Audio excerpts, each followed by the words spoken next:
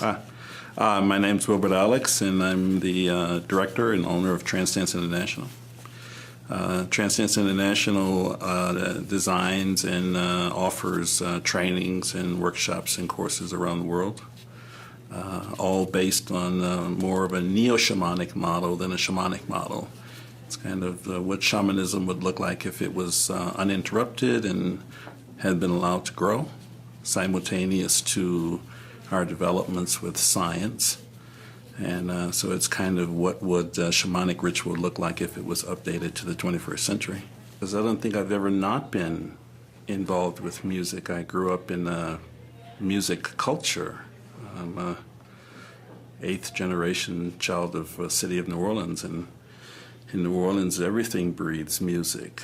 And so when I was a child, it was so common to spend time in my youth just creating rhythms and sounds and chants. And I mean, when slavery was the law of the land, when slaves would escape, the Native American culture would take them in, and so I was born of these two cultures. And so till this day, we celebrate the relationship in sound and music between these two cultures by African Americans masking as Indians and reproducing these chants and music as a way of healing and celebrating the culture. And so it's never not been there for me. I can't realize a time when I wasn't doing it, then it started. It was always there.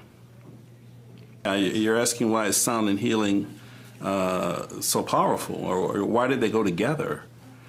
And it's because we're made out of sound. If you take an atom, and we're all made of them, if you take an atom and you hurl it up against another atom or a wall, and you smash it, what it produces is a brilliant flash of light and sound. And so who we are at our core is made up of light and sound. And so what we're trying to do in this kind of healing process is reduce the equation down to light and sound. We're getting really close. In fact, lots of people are really kind of on it. And so I think eventually it's all going to become pure light and sound. It's who we are at our core. And there's nothing that I do that doesn't include music. Music is really kind of a soundtrack for my life and everything that I do. And so in terms of the trance dance work, the magnification of sound, for me, is not so much trying to improve the particular elements of the sound, but reducing the resistance that we have to listening to what's there. And the biggest way I've found to do that is to remove our capacity to see.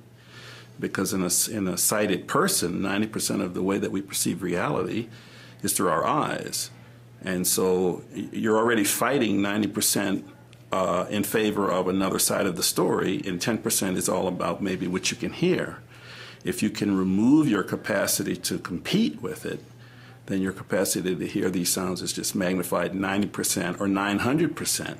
And so I think the best thing to do if you're really interested in sound healing is to not compete with the sound.